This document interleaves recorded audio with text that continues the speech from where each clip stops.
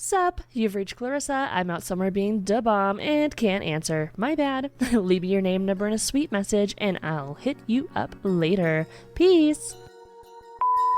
Hey, it's Amelia. And Sherrick. You told us to call and let you know what we're doing. Weird, we get your voicemail almost every week at this point. Oh well, I guess we'll leave you a message about what we're up to and our pop culture thoughts of the week, and hopefully we'll hear back from you soon. It's almost as if we had a podcast that doesn't want to put any bumper stickers on our car, but we'll absolutely take a free bumper sticker.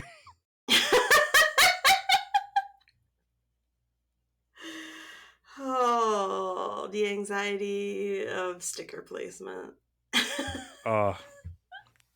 Okay, so in that similar vein, so I have finally now gotten every piece of art from C2E2 2025 on a wall except for one. Okay. And let me tell you, never again am I ever gonna buy a frame that has like the two hanging pieces that are so close together. Like it's got to be like either the on the ends where you can like tie like the cable to one point, or it's got to be like the one part to hang, because the amount of times that I have it's level but not quite level has happened twice, which is enough for me to be mad about it. I see. I get what you're saying. Yeah. And when they're floating frames, so you just see the glass behind it, that makes it worse then, because it's just like, great.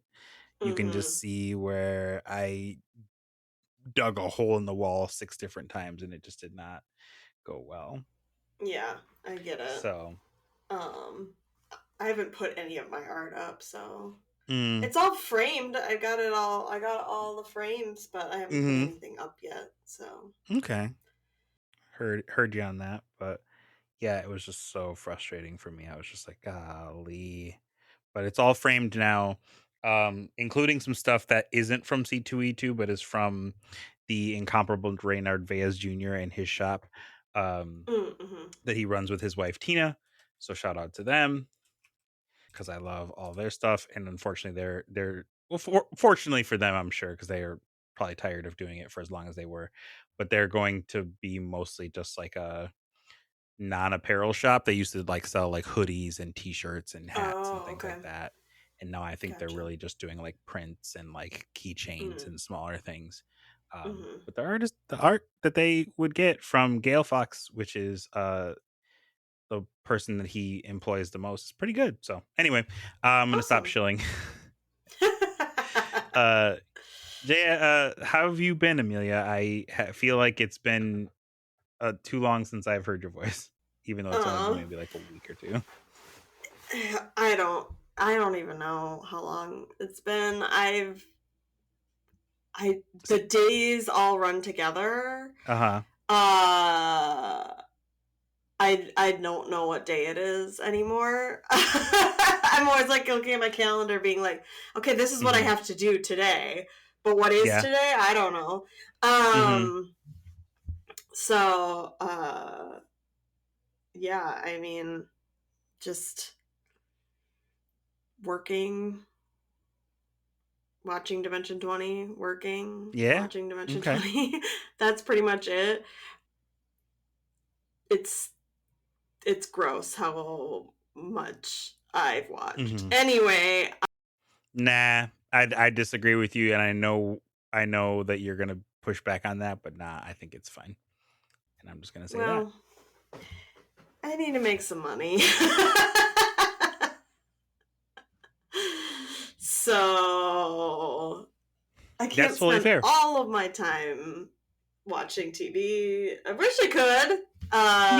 But yeah, it would be grand, but alas. Anyway. But yeah, I mean, a month ago you were telling people at C2E2 like she's watched like half of it. Yeah, the amount that I've watched since then It's a lot. Okay, anyway, how are you? What's going on?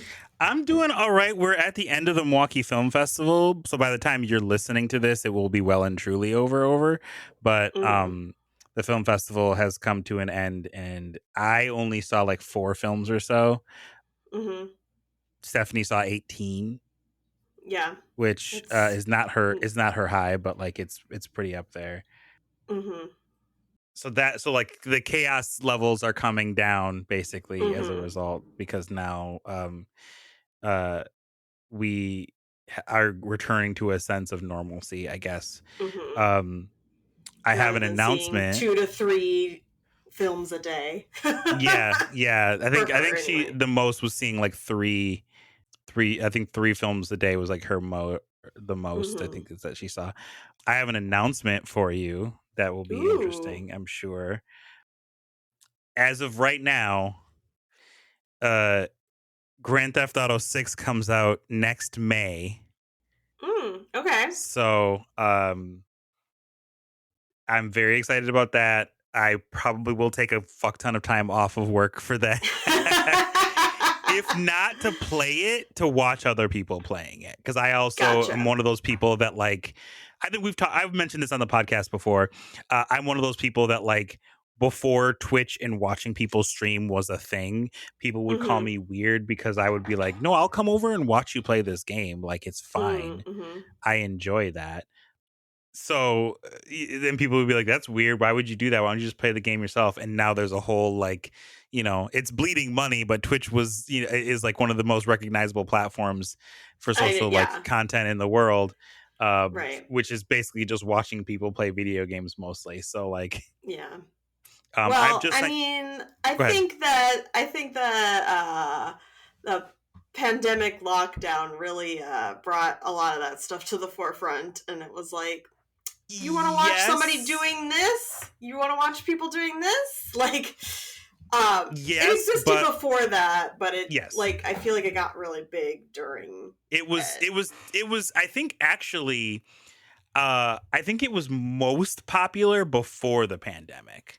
Oh, like okay. Twitch, and I mean from like, I don't necessarily mean from like a watching standpoint. Like, I don't have like eyes on their analytics numbers, but I know that like Twitch was at one point at least making money before the pandemic.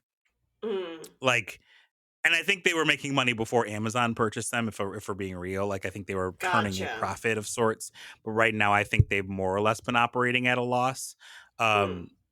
So that's just something to think about. And I know that like Amazon is doing its damnedest to like try and they're what they're trying to do.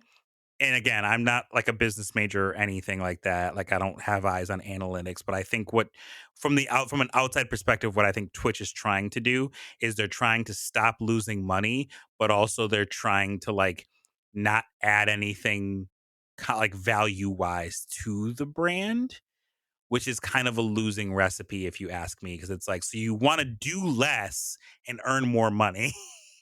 Which is kind of always what happens. I mean, or it's like, we're gonna raise the prices and not change anything, and like, yes, inflation, blah blah blah, whatever, but yeah. I was saying, not to derail this completely, but I was saying to Stephanie that I know that this is kind of like impossible to do, but we were driving behind an electric Volkswagen vehicle. And I said, if I was any of the major car companies right now that has an EV out there, like Ford or Volkswagen, or I think BMW has one or whatever, I would do some sort of incentive to get Tesla owners to turn in their Tesla and take like an electric Mustang or the ID4 or the Volkswagen Buzz or whatever, which obviously that's like, then what the fuck are they going to do with all these Teslas that are getting turned in? That's Who what knows? I was going to ask. But like I said, I'm not like a fucking business person, so it's whatever. But the other thing that I would do is I would definitely make it like, because the reason that Tesla had such a good hold on the market is that it did not cost you an arm and a leg to buy like at least a basic level Tesla. if you wanted one. So I Mm. would say I would start pricing some of my EVs lower than the lowest model Tesla, because that takes away everything that people, not everything, it takes away like 90% of why people were buying Teslas. The other 10% is because of the superchargers. Like they created such a huge network for the superchargers that you can Okay. just go to a supercharger as a Tesla owner and just top up your car or whatever. But again, I'm not a fucking business expert, so I'm just saying things that I think would work, and then someone else who knows how things are really going Yeah. can turn to me and say, "Hey, idiot, that's not how it works at all." And I'll go, "Cool. It was just an idea from somebody who pretends to be somebody else for a living."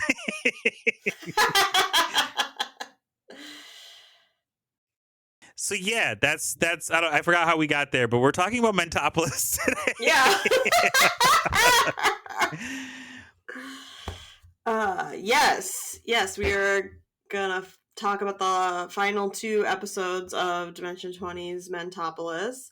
Mm-hmm. If you haven't listened to the 2 previous episodes of our podcast about episodes 1 through 4 of Mentopolis, Mm-hmm. you may want to stop and do that.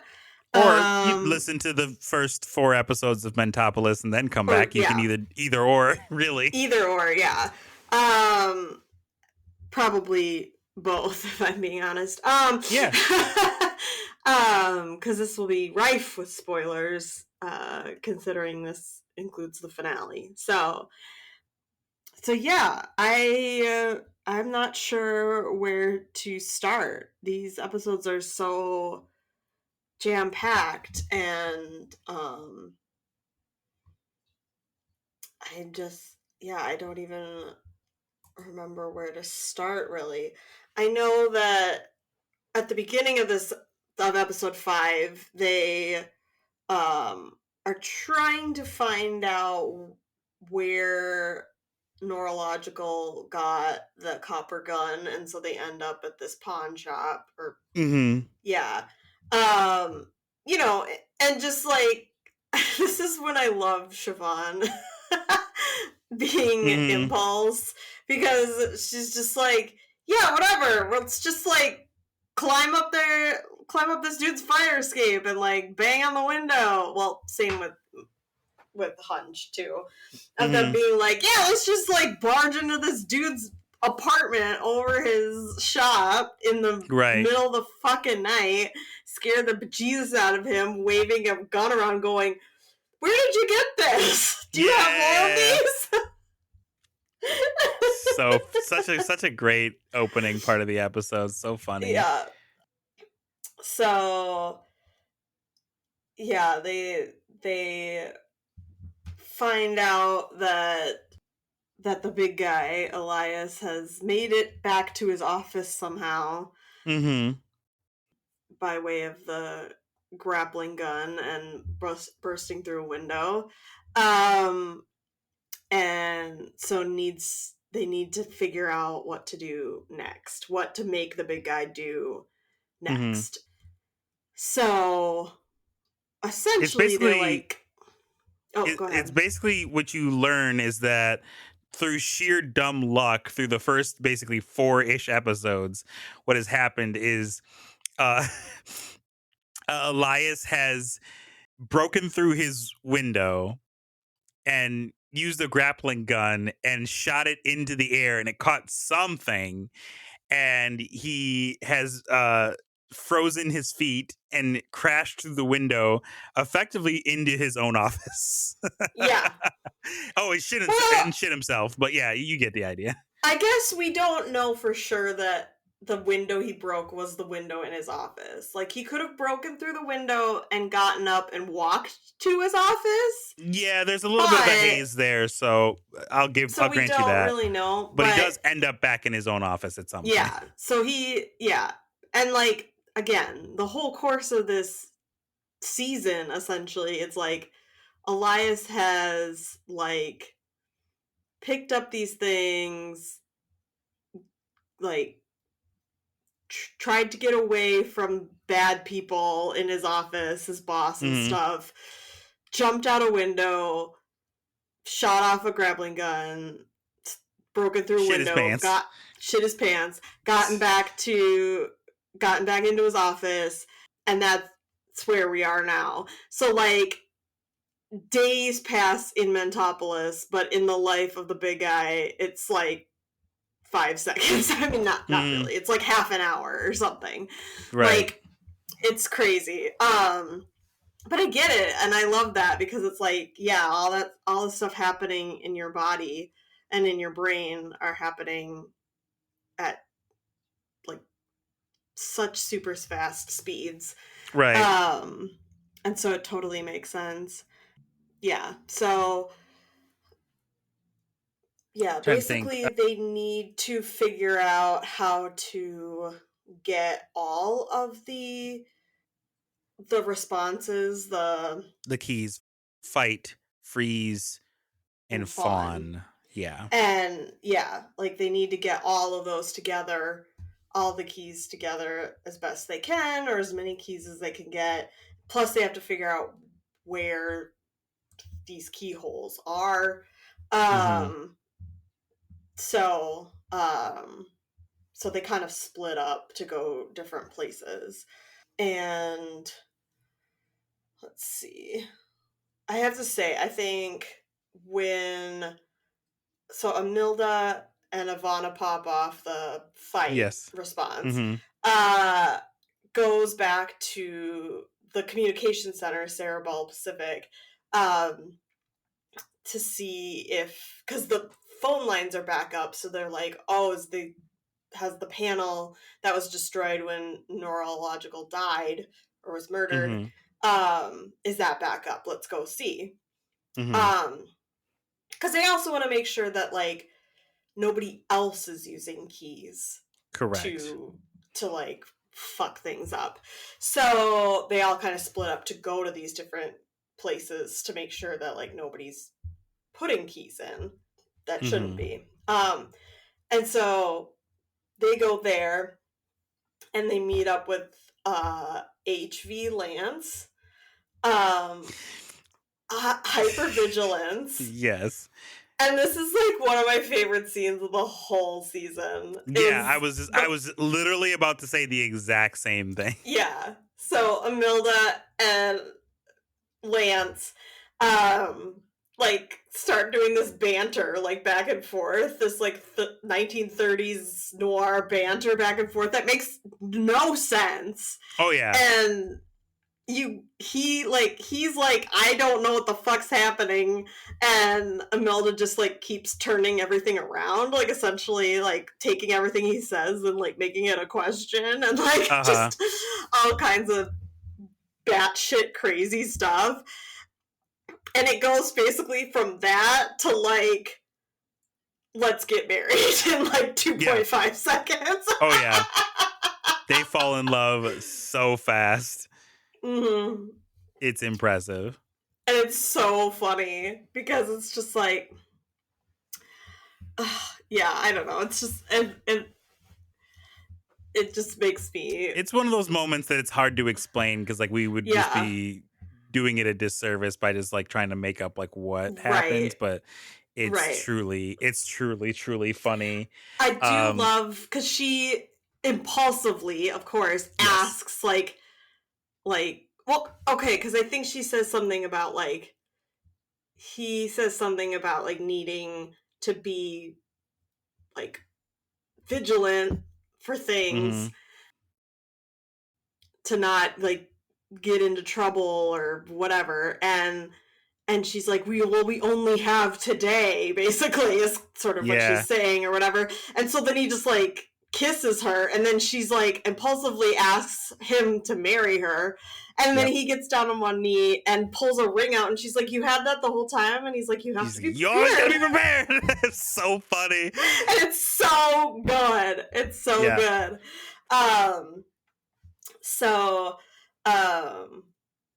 There was a line that I think happens before that, though. that and I don't remember what it was, but I had to stop and go back to it again. I think this was when they were in Thalamus and Sons. Oh Um yeah. they oh, I remember somebody, I think it's Hunch, notices the the picture of Ronnie Reptile, Oh and yeah. Yeah, Thalamus yeah. goes, "What makes you notice that?" And Mike, just so funny, very matter of fact, was like, "Our eyes mostly." And it's like that one. It's such a dumb joke, but I literally had to stop because I was just like, "God damn it, Mike, so fucking Yeah. stupid." Well, because it's perfect coming from that character, Yes, right? Like, 100,000%. because Hunch is kind of like a big kid, like following his Yes. curiosity, and so for him to make a joke like that, it's hilarious. Hmm. Yeah, it's mostly. Yeah, they see this drawing, this like kid's drawing behind the desk at the pawn shop, and they're like, "What the fuck? Why is this here?" Um, and they find out that Mr. Thalamus, who owns the shop, is friends with Neurological, or was friends with Neurological, and Hmm.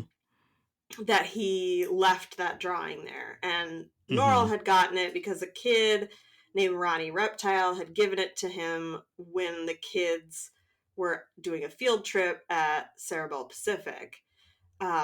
And so the Fix, who knows Ronnie Reptile, is like, I want to go talk to this kid because, Hmm. like, why were these kids at Cerebral Pacific? Um, so yeah, so that's where he heads off to with Hunch to Madame Loathing's house for wayward interests, Hmm. um, which is just like the like just that idea of like there's this orphanage basically, Hmm. um because I sort of like picture it a little bit like Annie or something, like Madame Loathing is a little Miss Hannigan kind of thing. Yeah. um so it's like this orphanage for basically all of the things that you used to care about, or like Hmm. the hyperfixations or the obsessions or the interests that you once had but you don't anymore. Right. And so that like that idea that those still exist in your brain but aren't nurtured, essentially, which is why they're all children basically, Hmm. the same way that Conrad is a kid. um and Conrad once did live at Madame Loathing's. um yeah, so the Fix goes there and wants to talk to Ronnie, and it immediately is like Ronnie is like telling him all these facts about reptiles, Hmm. and the Fix is like, "This is the best thing ever." I love that so much. The way that Hank plays the Fix of like Yes. just loving these kids who are just gonna info dump on him basically, Hmm. and that he knows enough about reptiles to like tell Ronnie about, kind of, but like, or like things that are close, so to get him to like, you know take an interest in what the Fix knows. And it's just so super cute. um and yeah, they have this conversation about how, yeah, Madame Loathing took them all to Cerebral Pacific for this field trip to see the communications thing, and they were like, "Well, why do you do a lot of field trips like that?" And he was like, "No, that's the Hmm. only one we've ever done." And Yeah. so, and they So it's figure like out big that like, sus.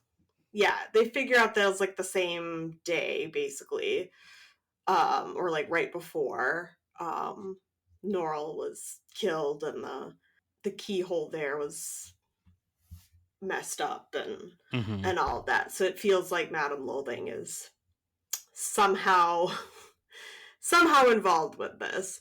Yes. And is this where, oh yes, so Hunch is there as well, and Conrad and Justin, because Conrad used to live there and knows a lot of these kids and whatever. So he goes with the fix to talk to Ronnie, and Hunch is just kind of like looking around like he does. Right. And sees a picture of Madame Loathing with another guy, and he finds out that's her brother, and it's the guy that he fought at the boxing match, who he knows as, what is it, self-doubt, I thought it was. Self-doubt, yes. Self-doubt.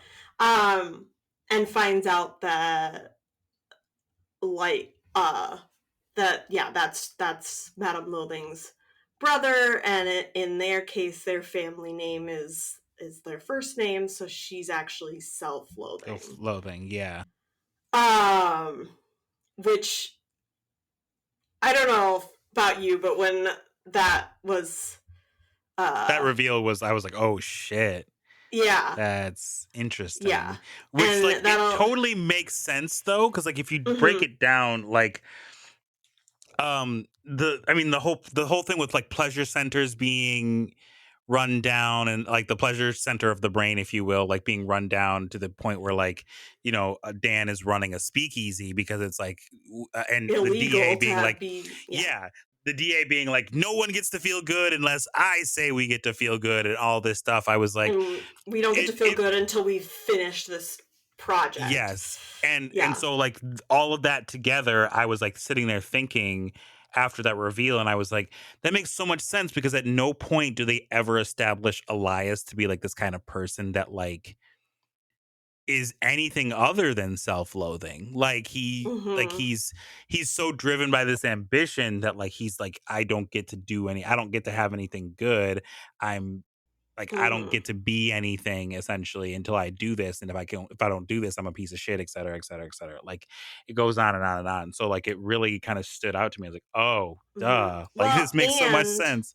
And like the one thing we know about Elias's past is, well, two things, I guess, but the one big thing that we know about Elias's past is this ice skating incident where that like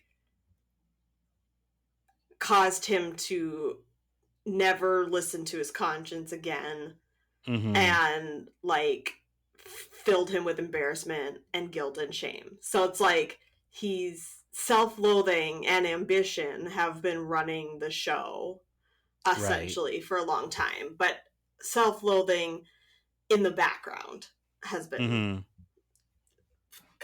like kind of running things.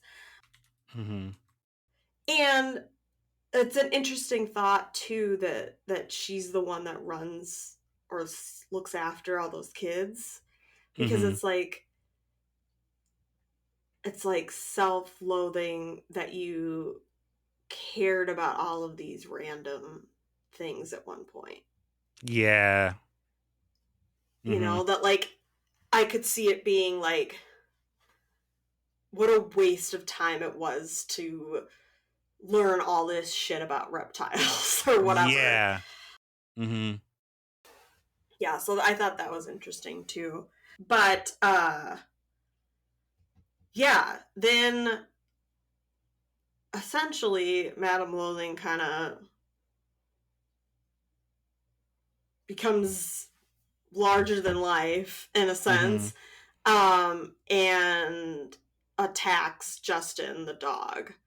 Ooh, this hurt. This part hurt.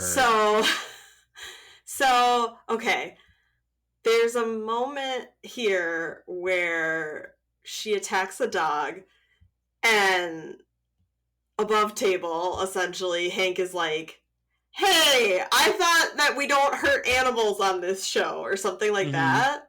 Yeah. And then Brennan like looks straight at the camera and goes, I told you, I'm gonna kill that dog. Kill that dog.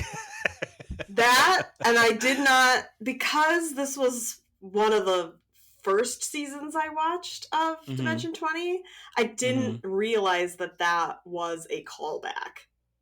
So it's a callback to season 3 of Dimension 20, The Unsleeping City, which like that. Now we're going way back because this is season like 19 or something 19. Like that. Okay, yeah. So we're going back to season 3. I made that up possibly, so don't quote me, but yeah, I think it's something like that. Yeah, so anyway, we're going back to season 3 of The Unsleeping City, where there's one of the characters is a fireman, and he has a Dalmatian, of course, because firemen, Dalmatians, like, yeah. Anyway, but this Dalmatian is a light being. It's like his familiar, it's made of light, and there's an episode where like it's like a battle episode and things are going poorly and all of the PCs, or actually the cast, essentially are yelling at Brennan being like, come on dude, this is fucked up, you're sick, man. Like, and it's really funny because I feel like that happens throughout the seasons, but it happened the most, I would say, in the Unsleeping City seasons, which is funny because those are set in New York City.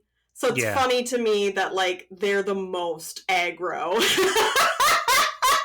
towards Brennan in those seasons. So anyway, they're like yelling at him like, you're sick, dude, you're sick, like don't do this. And he's like, you know, like rolling a ton of dice for damage and shit. And he just like looks at the camera and says, I'm gonna kill that dog. And then so ridiculous. Yeah, and so this is a callback to that moment, because that moment is like I heard that before I'd ever watched it, because like it was just one of those moments that like fans of the whole series know, because he also does like they said something about him being like a bad guy or whatever, and he's like, I'm all the bad guys. So yeah, it's it's just really funny to me. And then like in that season in particular, like I said, it's a light being, and spoilers, sometimes the dog dies, I think, a couple of times in that season, but like comes back because it's like a light, like it's just made of light, so just comes back. That is not always the case in these seasons. So Hank's assertion that like, hey, we don't hurt animals on this show, it's like, well but I mean, it's like in a battle or something, not that makes it better or whatever, but it just like, it's not like straight up animal abuse, I guess. Do you know what I mean? Like the animals, like people, can die in battle. So yeah, anyway, so like that moment just really struck me funny, because it's like, oh my god, I get it now. I get why this is funny. So yeah, anyway, so Justin freaks out, goes berserk, and because he transforms it from like a basset hound into like a German. I think Brennan described him as like a German shepherd kind of creature. So yeah, and he's like starting to attack and all this, and Hunch finds a copper pipe on the wall and like breaks a piece of it off, essentially, to try to fight him. Because we've now learned actually, that like first to fight Madame Loathing, but then she runs off, and then tries to use it to bridle the dog, because we've learned that like copper is like the thing that is supposed to stop this mind control device. It's like Elias has basically been taking like copper supplements to try and safeguard himself, which is how the copper gun gets into but that's how Madame Loathing has been like manipulated, and that's where that white key came from, and that being that attacked the Fix in an earlier episode, and now Justin. So yeah, so Hunch tries to like bridle the dog, like put the copper pipe in its mouth to kind of keep him down, essentially, and due to some terrible dice rolls, does not manage it. This is what I love about this show, is that like, or about this idea of these role-playing games, is that like, okay, so the dice didn't go your way, so how are you gonna figure this out?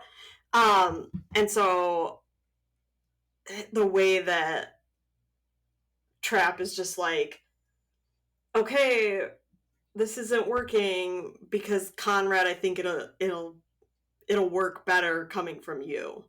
And it's just like, that's genius. That's fucking genius. Yes.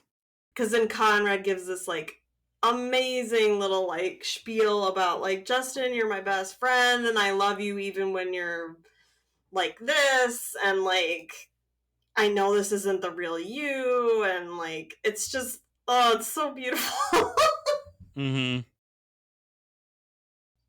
And he reaches back to grab the copper pipe, but instead grabs a key out of, you know, another plane of existence or whatever. And jams it into Justin's chest, and it turns him back to how he was before. Yeah. That section broke my heart a bit. I was like, are you going to tell me we went all this time and now Justin's going to be like this evil version of justification? No. And then they fixed it and I was okay. Yeah. Yeah, I love, like, yeah, it is really heartbreaking, but it's such a sweet scene, the way that Conrad plays it. That Alex plays Conrad doing that. It's just so not sweet. So yeah, and then I guess then the only person we're missing is a Tension, who I have to say, the Brennan and Danielle both like pronounce her first name multiple ways throughout the show, and I don't know if that's intentional or what, but they pronounce it differently like several times. Anastasia, Anastasia. Anyway, but Attention and Dan Fox decide to go to the courthouse to try to see if a judge will I forget why they go there first. Because everybody kind of splits off. I think it was like because there is no mayor, so there's no one in charge.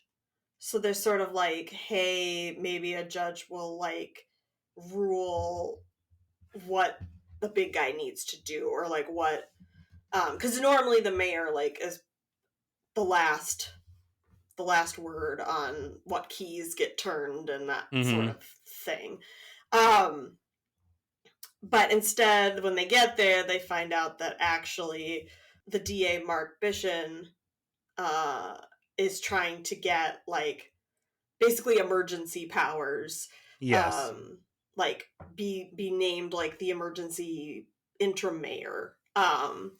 And so Attention just like goes in there and is like, yeah, no, my client, Dan Fox, should have it, and here's why, and it's such a good argument. Such a good scene. She provides such a good argument, but then, like, and by the end of it, it's like, ambition should not be the emergency mayor because he has blood money. Basically, he has a bribe from Don Averici check in his briefcase that I can see.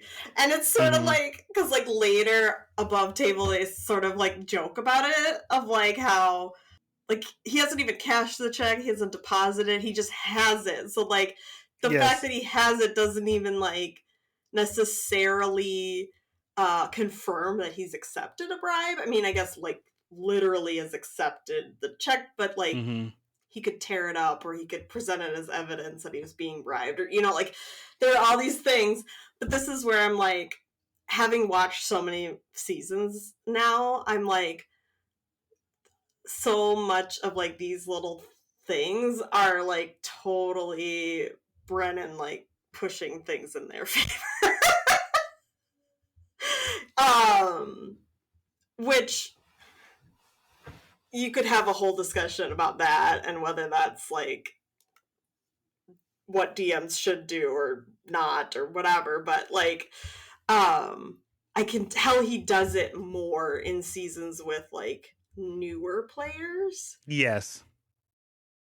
New to the game or new to him as a DM or new to like, yeah. So whereas like Intrepid Hero seasons, he's like, fuck y'all, you guys can figure it out.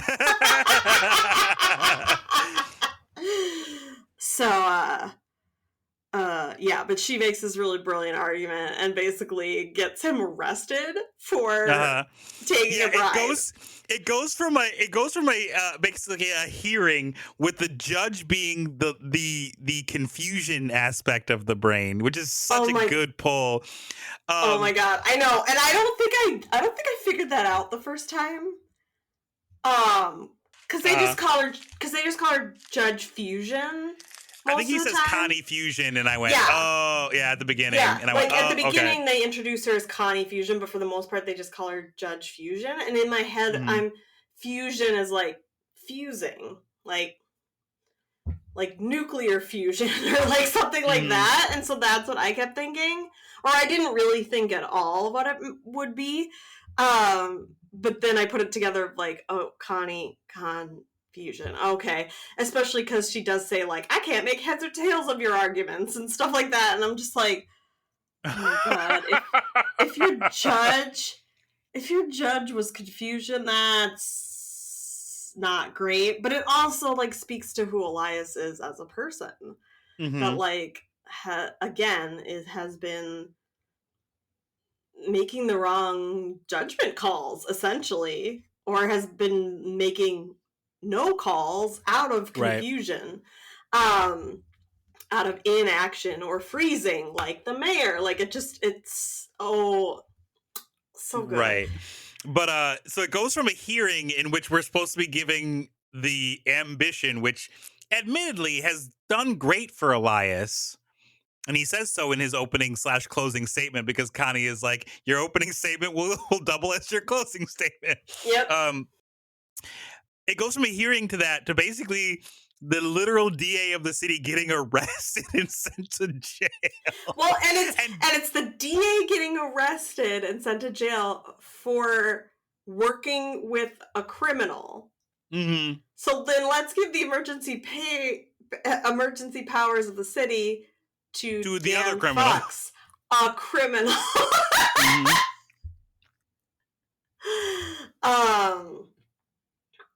Yeah. But at the same time, like, of course, Ambition has been working with Avarice for a long time. This isn't new. Because those two things go very much hand in hand. I mean, I think you can have ambition without avarice, but I don't know if you can have avarice without having some ambition. Right. Yeah. So, yeah, that's which is why, again, it makes sense that ambition is going to jail, but avarice is still there. Right. It's like, okay. But yeah, so they make this great argument, and Brennan even says something about like, damn, Danielle, like, way to go, or whatever, and then you find out that she actually used to be a paralegal. Which is something that I knew from, I knew this from Titan fights, but yeah. Mm-hmm. Yeah, so he didn't know that at the time. He thought she was joking, and then she was like, no, when I was doing stand-up, my day job was a paralegal. And he's like, holy shit.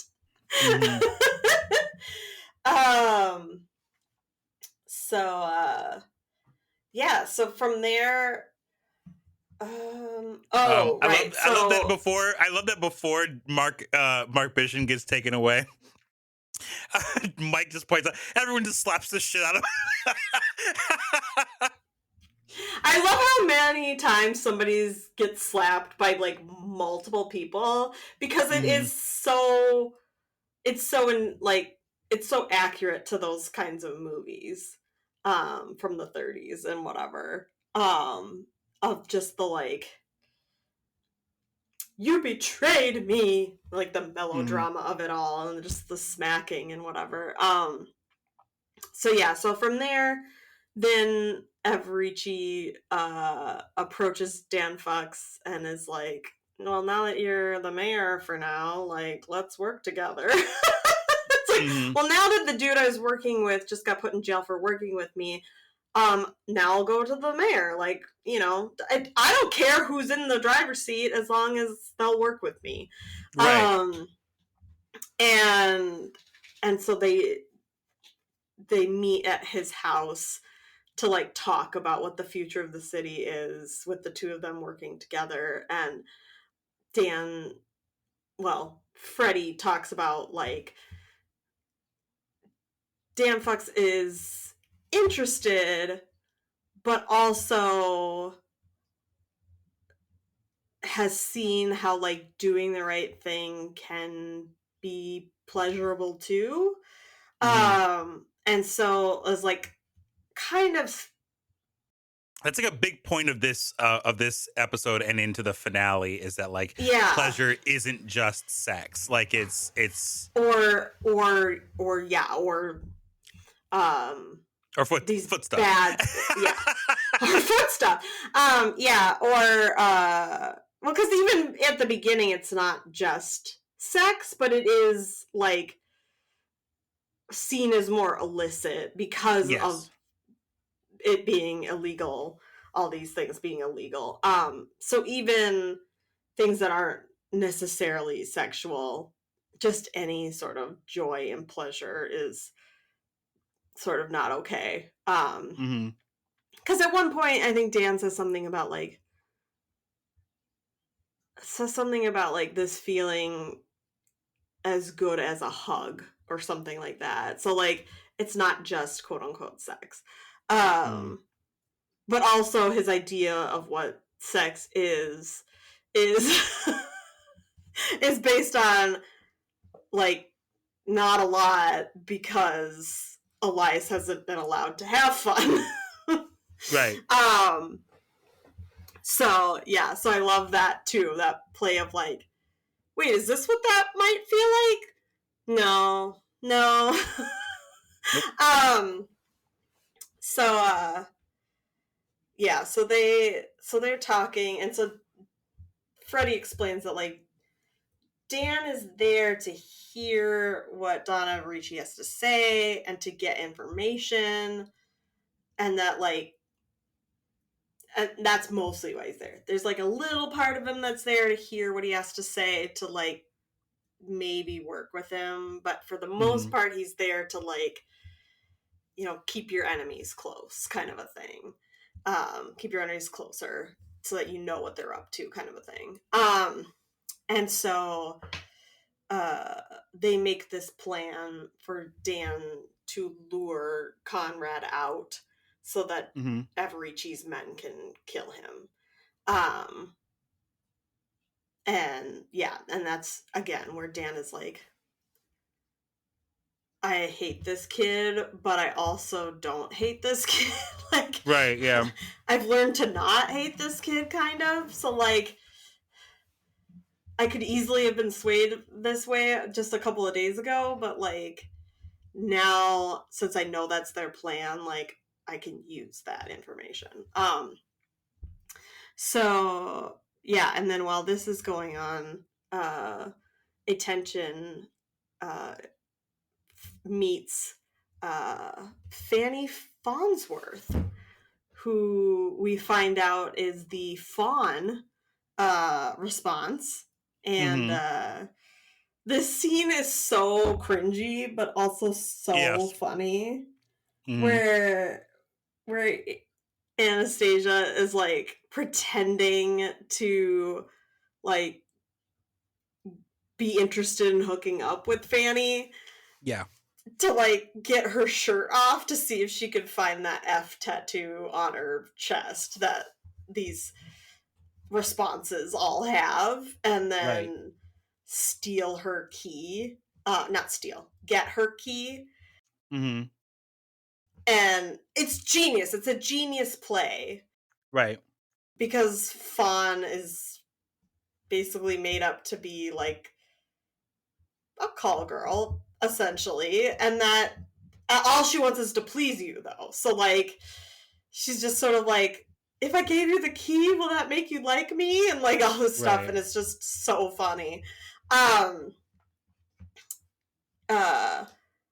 So yeah, so she gets the key, and as she's leaving, another woman bumps into her and takes Attention's key, because she has that family key, and she goes running after this person who is fleeing, and we figure out pretty quickly that, like, this is flight. Because she's literally fleeing. Yep. And this is another one of those moments, too, where they end up outside, and it's raining, and Brennan starts explaining that, like, her white maid shirt is soaking, and you can start to see through it. And I was like, where is this going? And then he's like, so you can see the F on her chest. And I was like, oh, okay. And Attention is like, okay, so clearly you're Flight. And guess what Flight's real name is? Stacy Fake Name! So good. That was so smart. That was so smart. I think in an Adventuring Party episode, somebody asks, like, what was her name originally? Because, like, that was a joke that started in episode 1 from Siobhan, I think, used it first. Yes. Yeah. And so they're like, what was Flight's name going to be? And Brennan was like, I hadn't named her yet.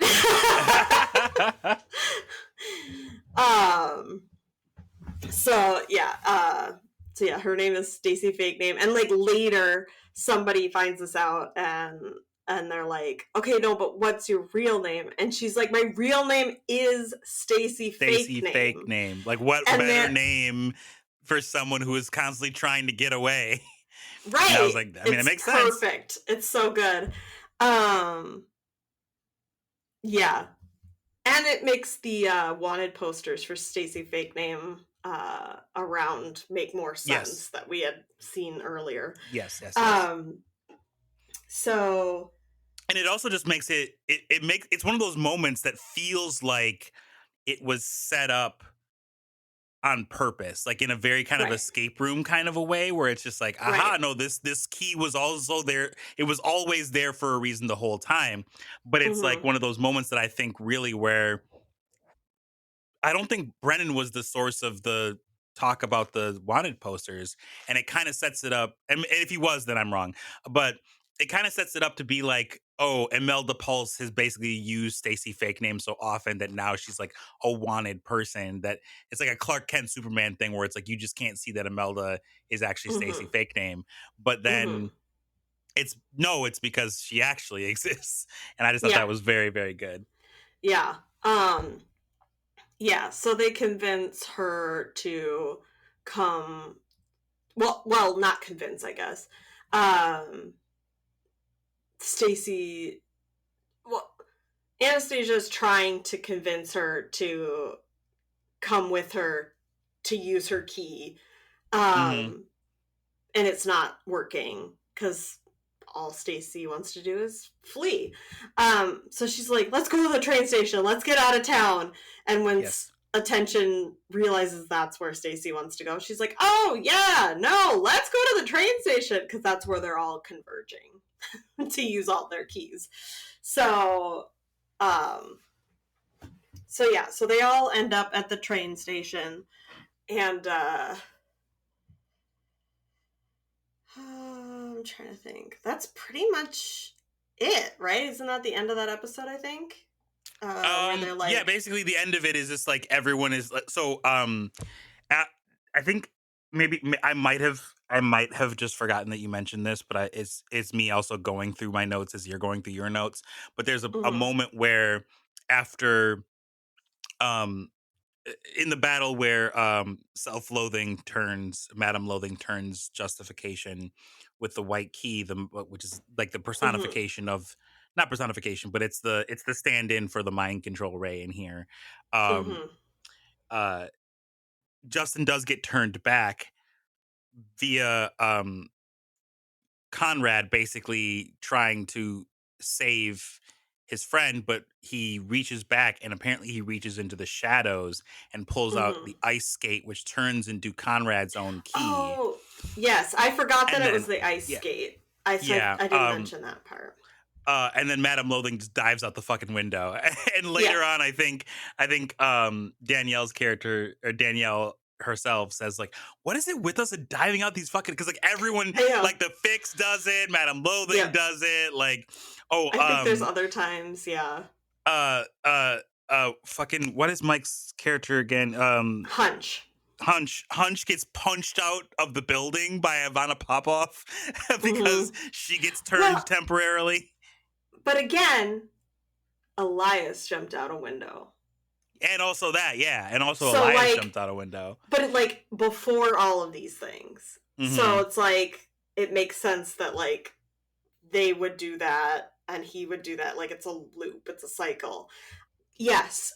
So when he reaches back and gets a key to turn Justin back, at first it's the ice skate, and it turns into a key that now belongs to Conrad. It's his own special key for the switchboards.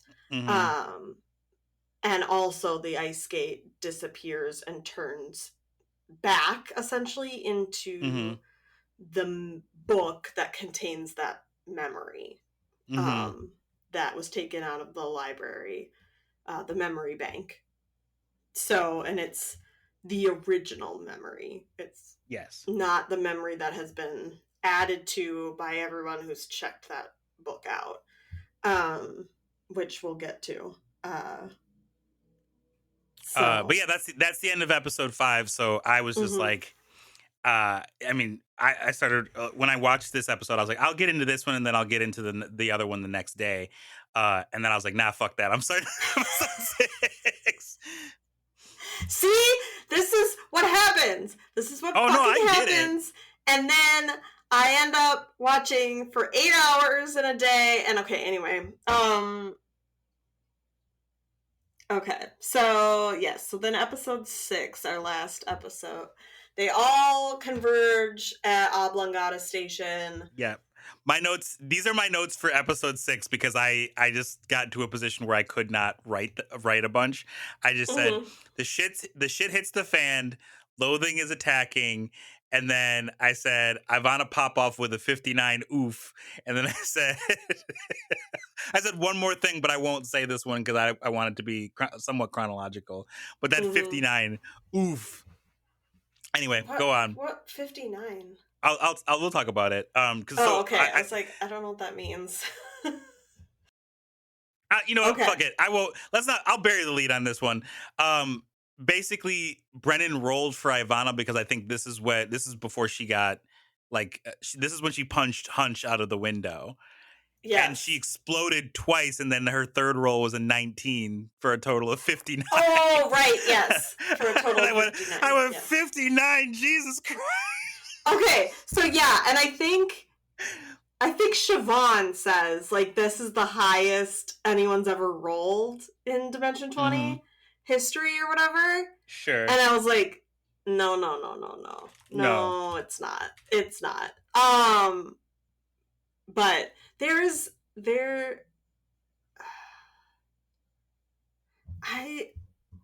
I need to look this up now, because I just remember that, like, Hunch rolled like a 3 or some shit to, like, combat that 19.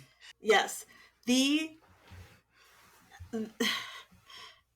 is, I mean, I guess this is a spoiler, but I won't give you the context of it. So, there's an episode of A Starstruck Odyssey where Emily rolls 560 damage. I love it. I love it. 8d6 plus 2d4 times 2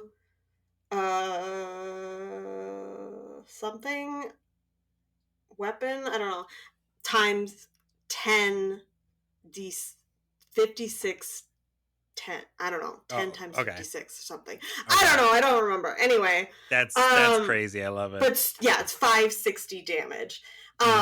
Which that's like a sci-fi season set in space and whatever, and so it's sort of like, okay, it makes sense that like a ship would have to take that much damage or something like that. I don't even remember what it is. But according to Brennan in the moment, he says, this is, not only is this a Dimension 20 record, it is the largest sum of damage from a single attack I've seen in 23 years of playing this game. Yeah. That's crazy. So, yeah, anyway. But yeah, this is high. 59 is high. Yeah. I think Mike rolled like a 3 or some shit to like combat it. Like I remember it was like a 59. He's like, you can try and roll, and he's like, I got a 3 or something like that. Yeah, so it's like the swing was wild. Well, yeah, and that's what they said too. Is like the spread is like one of the largest they've ever seen. Like from a 3 to a 59. It's like, it's amazing you're alive, dude. But yes, so they all converge at Oblongata Station. Stacy freaks out because there aren't any trains. Oh, right. Yep. That I remember like very vividly. Yes. And Imelda uses her key to essentially sub in for flight. To convince Elias to grab the papers off of his desk and flee the building. Yep. Because, yeah, and that's how they were trying to convince Stacy Fake Name, was like, okay, flight is actually a really good response in this moment. Like, he should flee. So, yeah. Let's see. Madame Loathing shows up. Attacks Anastasia. Donna Averici shows up with Dan Fox. Yes. Mike ends up Hunch ends up on a train basically, because now everything is like kind of converging back towards the brain. Like all these trains are coming from elsewhere. Well, wait, we haven't gotten there yet. Okay. Because then as Elias is fleeing, he runs into his boss in the hallway. Yes. And so when he runs into his boss, they're like, okay, now we need fight. So they get fight to turn the key, and Elias punches his boss in the face. He punches this motherfucker. And this is also one of my favorite scenes, because then Brendan explains, he's like, trains are coming. Yes. Dozens of trains. Hundreds of trains. And the trains are bringing oxytocin, serotonin, dopamine, like all the good chemicals. And Dan Fox's friend, brother, Wilton, is at the front of the train waving a flag, and like Brennan just starts singing. Yes, do you hear the people? Yeah, he starts to sing from Les Mis, and then like very quickly changes it to, do you hear the testicles singing the songs? Something about balls. Something ball. Yeah, something balls. I don't know. Yeah. Exploding ball. I don't know. I don't remember. And it's just so fucking funny. Because Wilton comes from the balls. Anyway, yes. So it's not all of these chemicals are coming from there, but that's one area where those hormones come from. And so but just this image of this like dude on top of a train, like waving a giant flag, saying "La Revolution."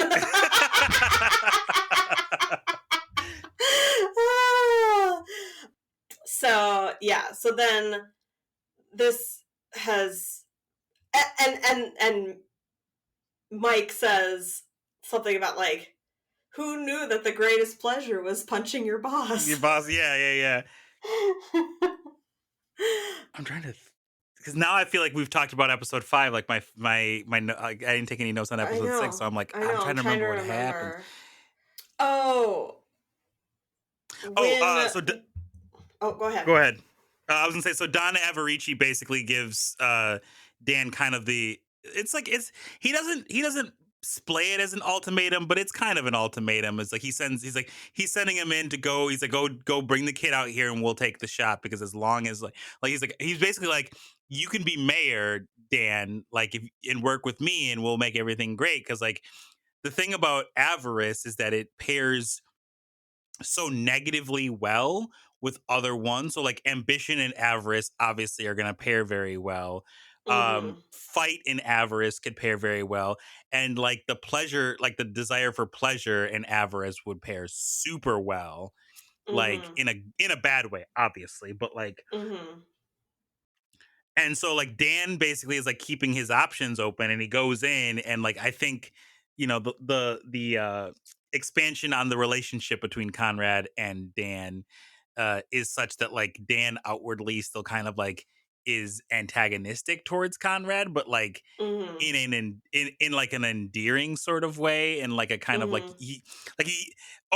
there's also a moment where because Elias listens to Conrad actually grows a little bit, like he gets taller while they're driving the car. I think that happens at the end of episode 5 maybe, but like it was just very interesting in that regard. But yeah, so Dan is kind of caught between a rock and a hard place, where he's trying to he's trying to talk about like what his plan is going to be, and he's kind of stalling the gangsters, but then they end up coming in anyway. And so there's this moment where some of the gangsters start shooting at Dan, and they just end up shooting him in the dick, and like well, because Imelda decides that she's going to try to distract essentially these gangsters, so she flashes them.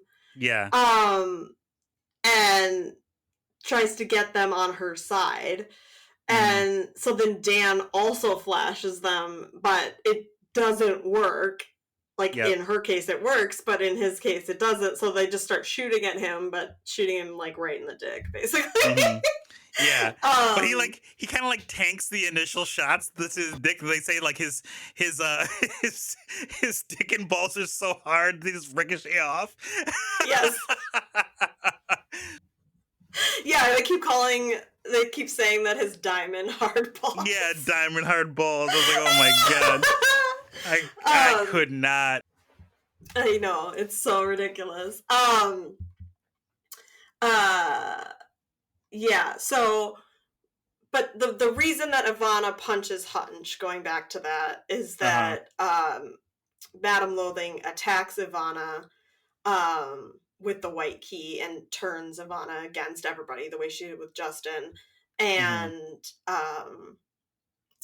Conrad essentially like turns her back the same way he did with Justin, but Mm-hmm. does so by talking down Madame Loathing, essentially saying like you and I haven't always gotten along, but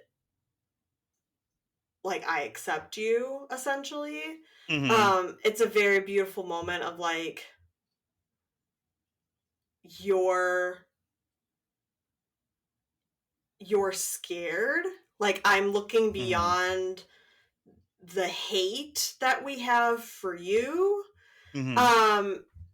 To see you as a person and like a defense mechanism. Yes. So again, it's like a really beautiful scene where it's like I accept you for you and you're valid, but you're fucking everything up, basically. Mm-hmm. Um, and Madame Loathing kind of goes off a little bit and says, like, we are a terrible person. We're awful. This is our way out. And it's Mm-hmm. almost like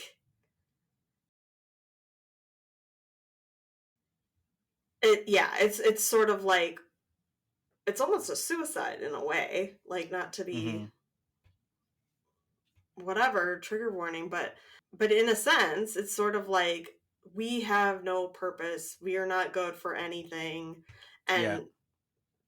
And like this is our either we self-destruct here or you know we get manipulated by the boss and made a tool for this company, Mm-hmm. even more so than we already are. And that all like those choices seem easier than actually doing something good. Or so Mm-hmm. uh let's see, the fix takes out Averici. Yeah. Like knocks him unconscious. Oh, at one point Imelda basically turns half of Avarici's men to her side. Basically, is just like, Mm-hmm. I don't remember exactly what she said, but she was like, "You should just work for me," and they're like, "Yeah, all right." They just turn around. Yeah, again, because of dice rolls. And that's another one of those moments where it's like, A, because of dice rolls, and also like Mm-hmm. Brennan kind of pushing them in that direction, I think, a little bit. Mm-hmm.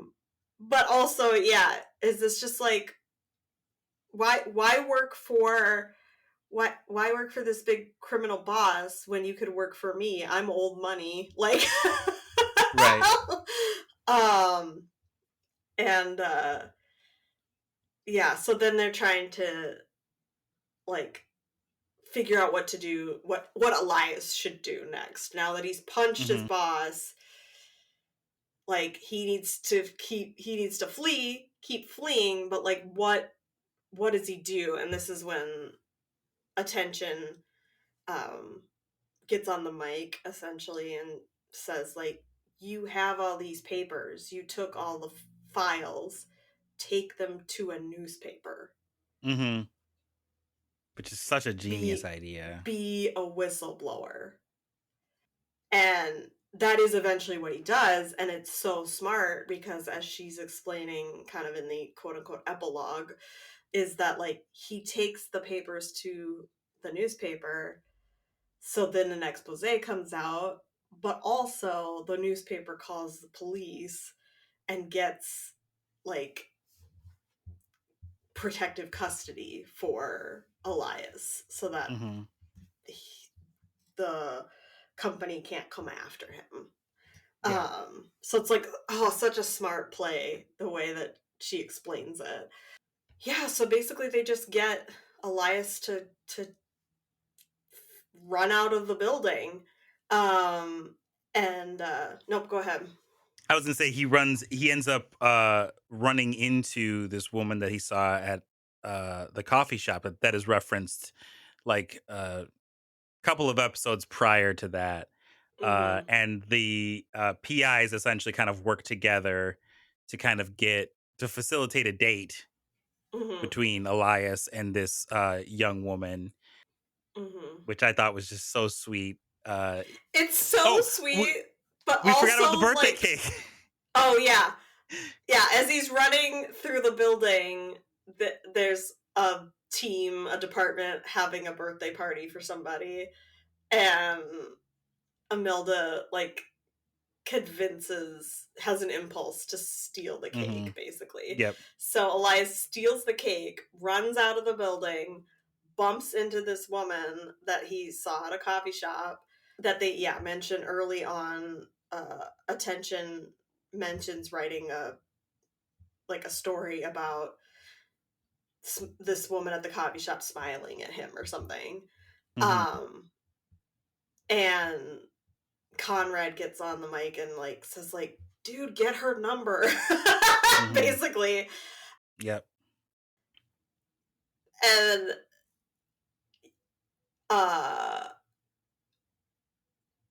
Elias like spews out all this stuff about like, I should have gotten your number when I saw you at the coffee shop, but I didn't. And then starts to like go way off topic about fucking ice skating, like the incident as a child. Like he starts to talk about that, like, I'm an awkward person because this thing happened to me when I was a kid. And like, and then Imelda gets on the mic and is like, ask her to go ice skating. Ask her to go ice skating. So he does. He asks her to go ice skating. And it's so funny because there's a moment where Hank's like, yeah, this is a totally normal person. Like, if this happened to me on the street, I would be like, please get this creeper away from me. Yeah. So, you know, it's beautiful that it works out. I do love this part too, because like as he's trying to ask her out, somebody comes up to him and is like a police officer or something comes up to him and is like, you cannot be here right now. There is broken glass and human shit on the sidewalk here.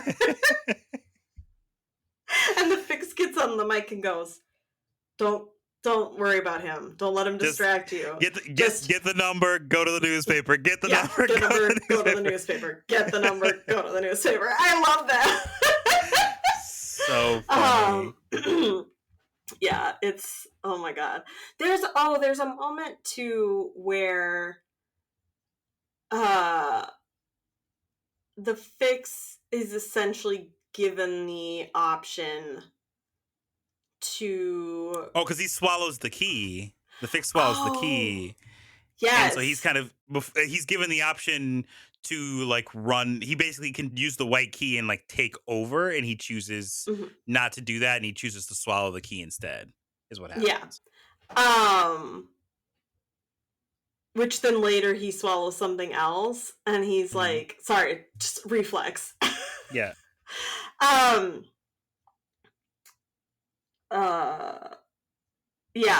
So he's given the option to kind of like take over and be like, you would eliminate all distractions and you would be able to hyperfixate on any interest you had at any time and not be distracted from it and not have to do anything else. And I was like, oh, that sounds like the dream.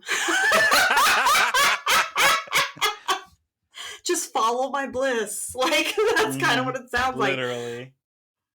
A fix takes a beat and then goes, that's not my job.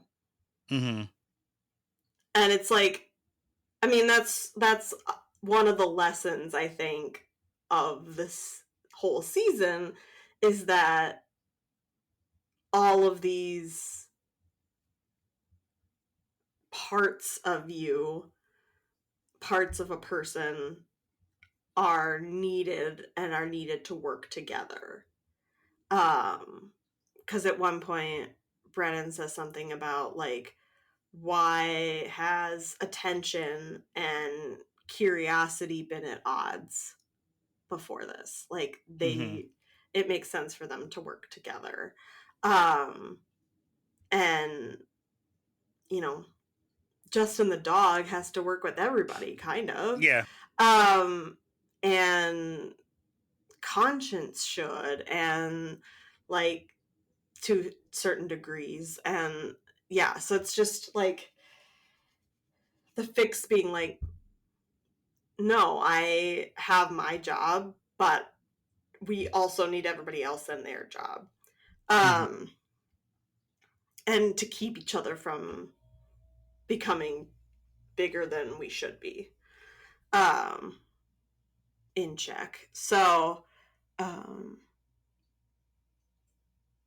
yeah, I think that's pretty much it. Oh, it's also during this conversation, the reason that Elias like starts to go off on a tangent about his childhood trauma, essentially, to this woman on the street, is that Hunch opens the memory and looks at it and sees that what Elias remembered was like standing up for his sister, getting hit in the face with an ice skate and getting this scar, his sister running away, and other kids laughing. That was what he remembered. Right, yeah. But that when you went back to the original memory, he remembers in that moment that actually his sister ran off, not because she was embarrassed, but because she was yelling at the other kids to stop laughing at him. Yeah. And so that's a heartbreaking moment, because it's like it would have been a traumatic incident either way. Getting hit in the face and cut with an ice skate by a bully is traumatic either way. Yes. But his brain had made it even more traumatic by convincing him that his sister hated him and was embarrassed by him. Yeah. And that so he basically is like, I owe my sister a call. Like, yeah. And that's neither here nor there. I'm totally normal. But like, yeah. So yeah, and then that's basically it. I mean, the whole thing was about like the ways in which this person's brain and hormones and all these different cognitive abilities all come together to get Elias through this event.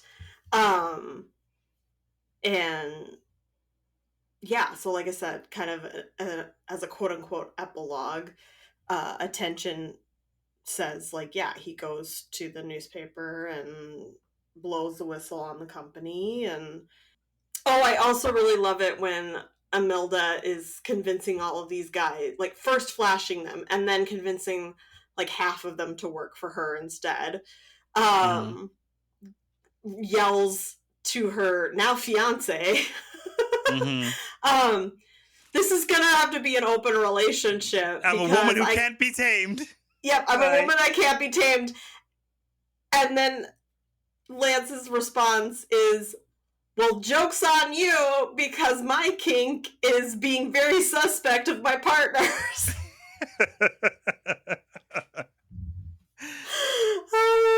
It's so perfect. Okay, anyway, so I think that's basically it, is that like Imelda just keeps living her impulsive rich girl life. Attention also considers running for office, or maybe is going to run for office. They kind of leave it ambiguous. And let's see here. Dan Fox steps down as mayor, and revitalizes the club now that it's not illegal, and gives Conrad a place to live, kind of. Yeah.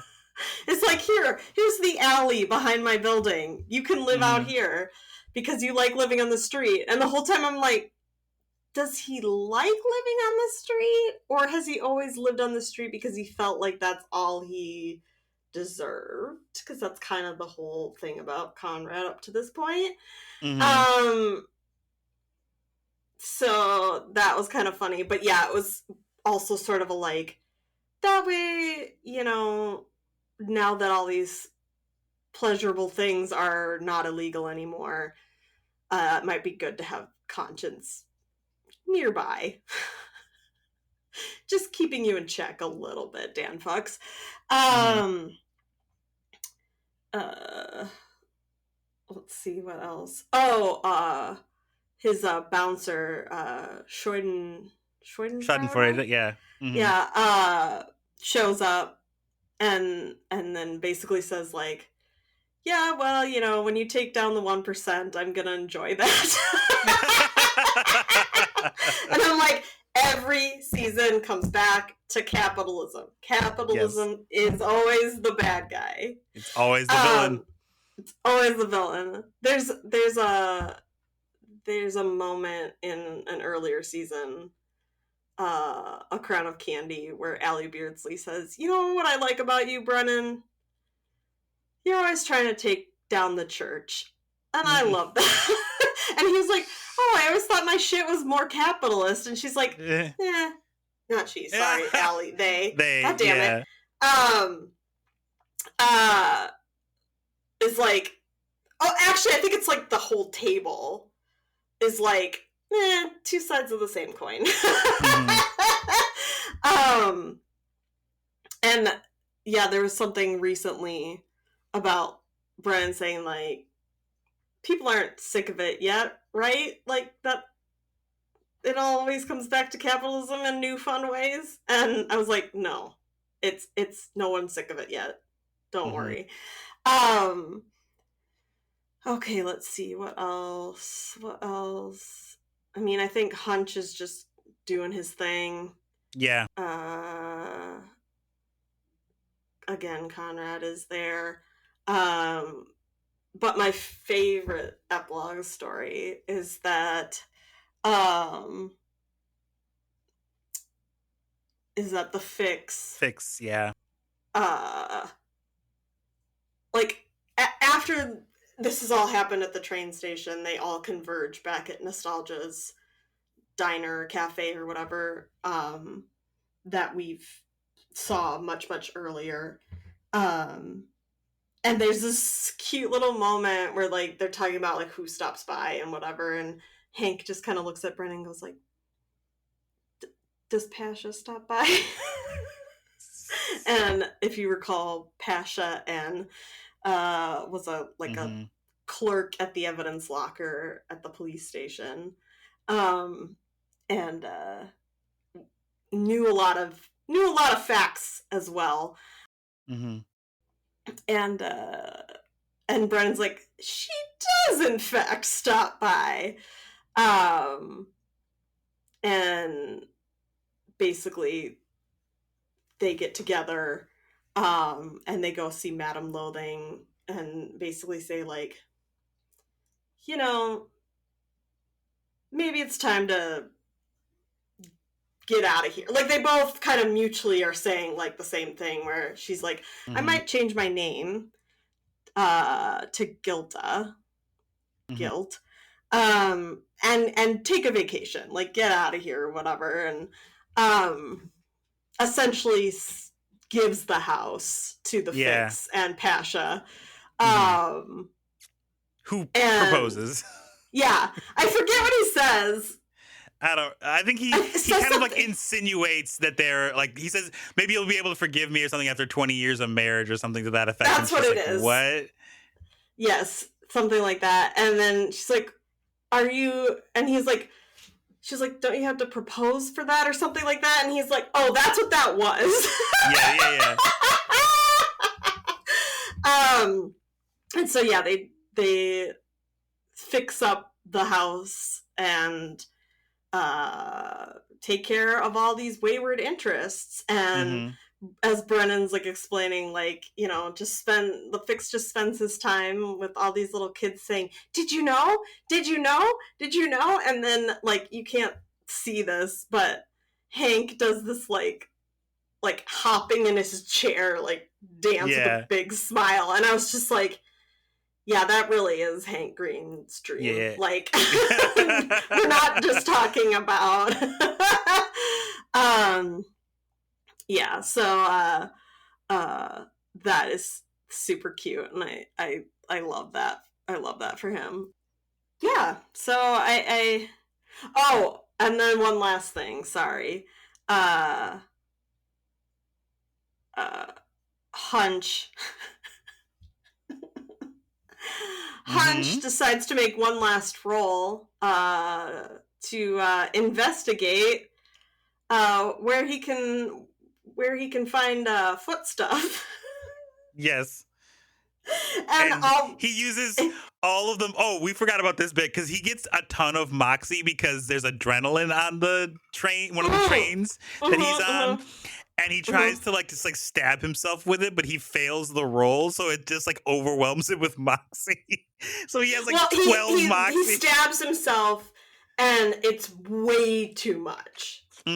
So Brennan says that you technically can't, based on the roll, you can't withstand that much adrenaline, but instead of just fucking you up or whatever, you fail the roll and you get a bunch of moxie, basically. So yeah, so he uses all of his moxie to roll really high on his investigation of foot stuff, where to find foot stuff. And all Brennan says is, the ice skating date goes really well. Yeah, and everyone's like, oh no. Oh my god, it's so funny. It's so stupid. Oh, one other cute side note thing is at one point Brennan as GM gives Conrad their own ability, essentially, beyond all the snoop, sneak, slick, all those checks, and is we have to give it its own die, and the only die left is the D100, and so they roll it and get a 57, and Alex goes, oh, my favorite number. Yeah, I forgot about this. Because that's the number of Heinz varieties. Yes. And everybody loses it. Everybody at the table just so funny. loses it because it is so precious. Yes. It's so precious. And I recently just watched both seasons of Misfits and Magic. And both Brennan and Danielle are player characters in that season. And at one point, the number 57 comes up. And I don't remember why. And Danielle says, Alex's favorite number. And Brennan is like, shout out to Alex. It's really adorable. It is. So I always remember that now. I love Alex. They're really good in Never Stop Blowing Up as well. Very different character though. So anyway, I loved this season. I love this show. Anything else you want to say about the season as a whole, or thank you for introducing me to it. It was honestly some of these is it's a 2-hour time commitment for a good chunk of these episodes, so that can be a bit much for somebody who doesn't I'll watch a video essay sometimes, but I think I've gotten into the realm currently where I'm enjoying things where it's an hour or less, unless it's something that there's certain streams that I will put on because I know that I'm doing it with the intent that I do not have to pay attention to it, and it is background noise. But generally, it's I'm not really watching stuff that's an hour or so. I'm keeping an eye on my friends' TTRPG games and such, but I'm not really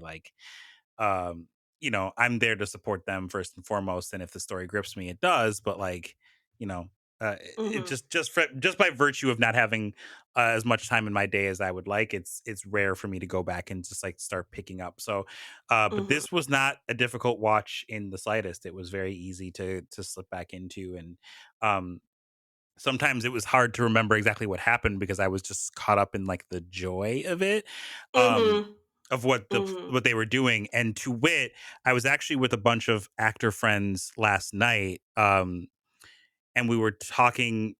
We inevitably got onto the topic of TTRPGs, and one of my friends is a dungeon master, and we were talking about how how much content there is out there for TTRPGs, not just on Twitch, but just in general. And Yeah. I was saying Mhm. that there's so many people, and I'm not calling anybody out in specifics. It's just like my opinion, man. Like I've talked about this on an interview with Classic Sam before, but like there's so many people out there that think that I can run a TTRPG game. I can run a Dungeons and Dragons, or I can run kids on bikes or kids on brooms or whatever. Mhm. Um, but they forget that the most important part when you're doing it for entertainment value is the entertainment value. It's like Mhm. seeing somebody roll a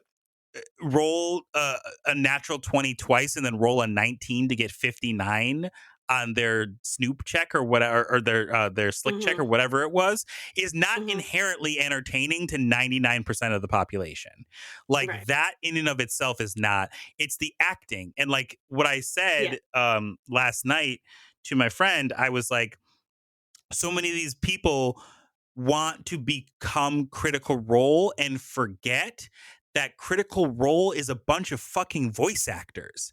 Yeah. Like that's what they did before they started playing TTRPGs, is Right. they knew how to act in a way that was entertaining. So Right. like your average person that like is like running a home game for their friends is not that. Yeah. And so they try to replicate it, and they're like, well, how come we're Right. not famous? We're doing the same thing that they are. And it's Right. like, no, you're not. You're not. Right. And so like that's what makes Dimension 20 so fun, I think, is that you're watching a game, but it feels like a performance. Because it Yeah, is. and it is. Yeah, and I think like I mean that's like you were just saying with Critical Role, like the vast majority of the people on Dimension 20 are like trained professional improvisation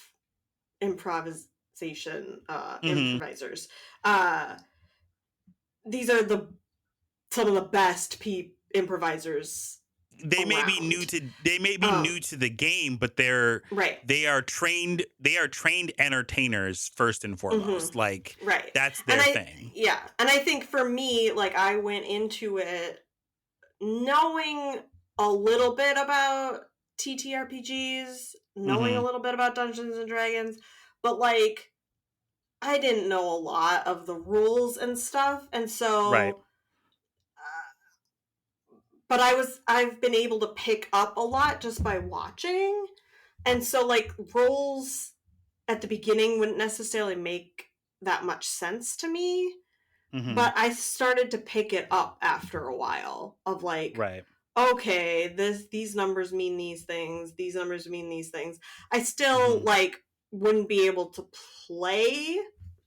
Like I would still need a lot of help to play, but Sure.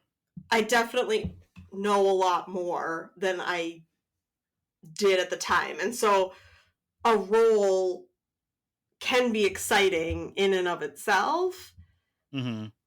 but it's also that's because I know how it's going to help the story. And I think that's Right. one thing that I really like about it is that um because I love storytelling just in Hmm. general. I love fiction in general. Right. And so that part I really like. The humor I really like. Um I also love that like yes, these are all comedians, yes, they're all improvisers, which is often done in a comedic style. Uh but they're more committed to telling a good story than getting a laugh. Right. So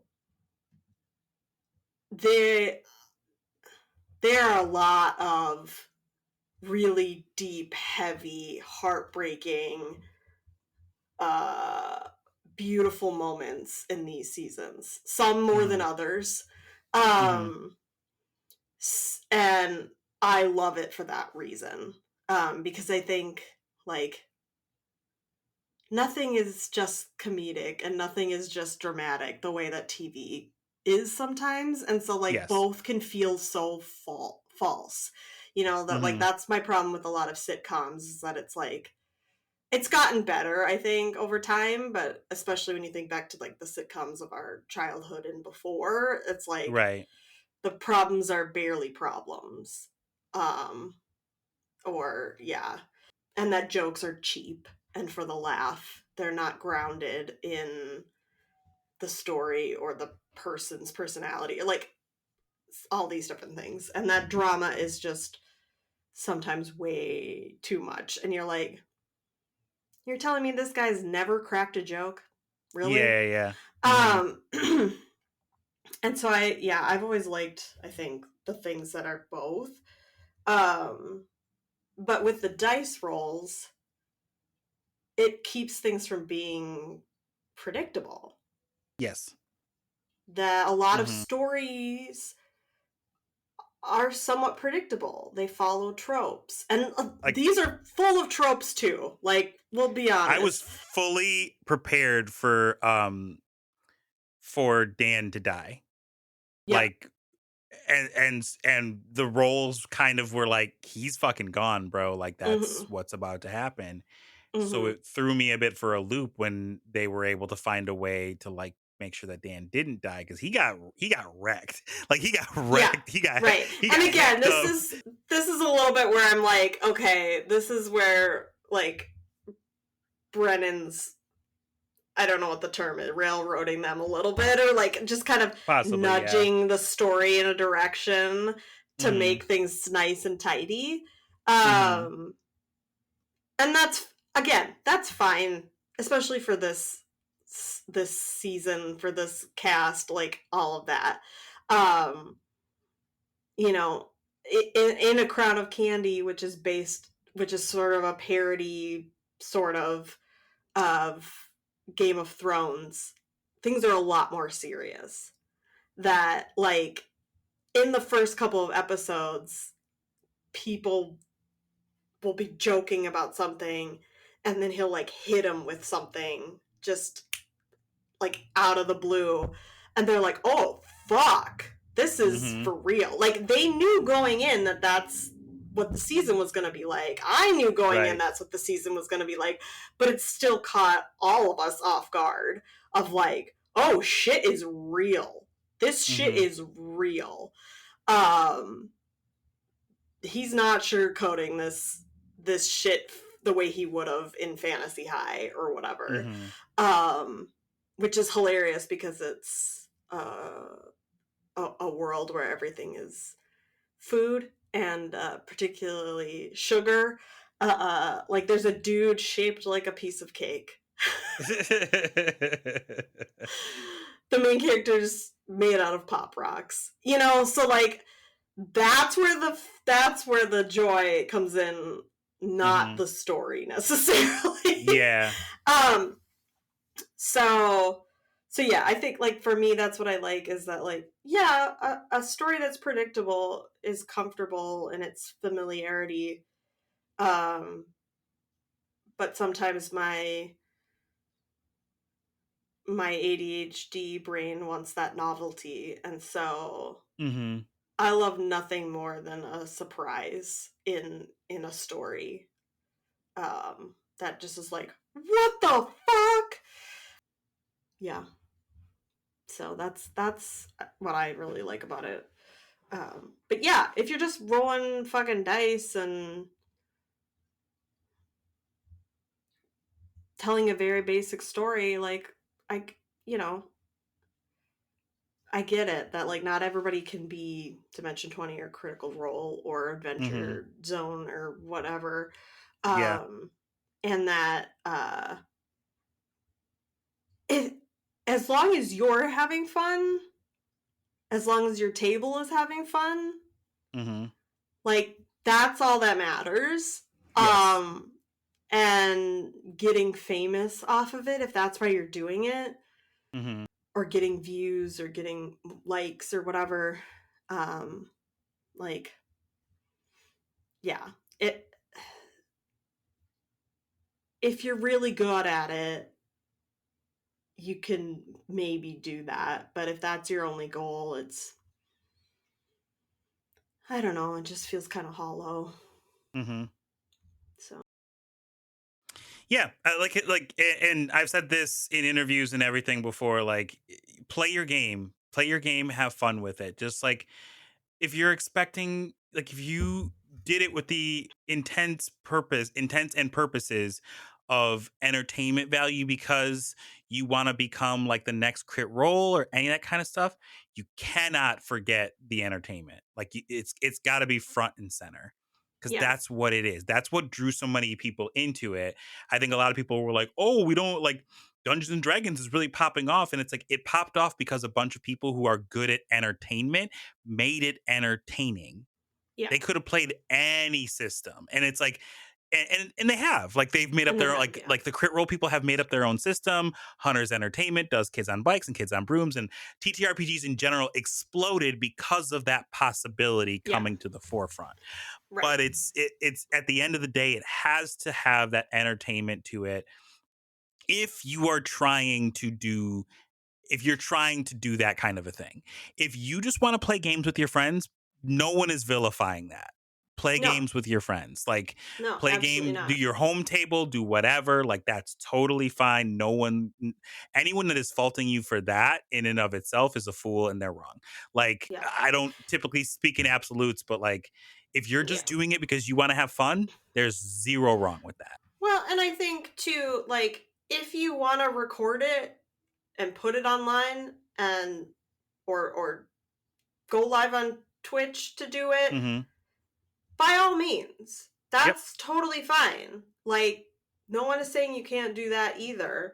But if it just comes down to, like, are you doing that because you're having fun, and if other people want to watch it, they can? Or are you doing it because you think it's going to make you rich and famous or something? Right. Because, like, like, in a sense, I'm thinking about, well, there's a big difference, but I'm also thinking about, like, not to be meta, but this podcast, right? That, like, our goal with this podcast is just to talk to each other about fun things and have fun and entertain each other, and that we record it and put it out in the world, like, in case anybody else wants to enjoy that too, and find that enjoyable too. And if nobody else does, that's fine. All right. Yeah. But we are not losing sleep over it. Yeah, exactly. Exactly. So, yeah. Anyway. So, with that being said, tell people where they can find you. You can find me at Shake Meets World and at Fuck the Perfect Life. Because fuck the perfect life, indeed. Yep. That's pretty much it. For me, the answer is at ablacksparrow.com on Blue Sky. At ablacksparrow.com just redirects you to sherrockrobinson.com. And Instagram, TikTok is both at ablacksparrow. For the time being, I don't know why I said time being, like I was messing that up. I will also be on twitch.tv/Vault Companions for BioShock Perdition every Sunday. I don't know how many more Sundays it's gonna be, because I don't know how many episodes more we're running, but it's not gonna be too many more. It's not like a I think it was just like a limited run series, so that will at some point stop. So highly recommend you give it a listen if you like TTRPGs at all. I feel like all of us are very entertaining, and that's the thing that I'm focusing on very hard with my characters, is to make sure that my characters all feel like entertaining people to either root for or root against, I guess, depending on how you feel about them, So that's me. And I didn't make up a theme song for it, but this is Amelia. What the fuck is this? Woo! This is the part of the podcast where I find something wild and crazy kids on the internet and I show it to Amelia with minimal contextual evidence. Okay, let's see. Oh.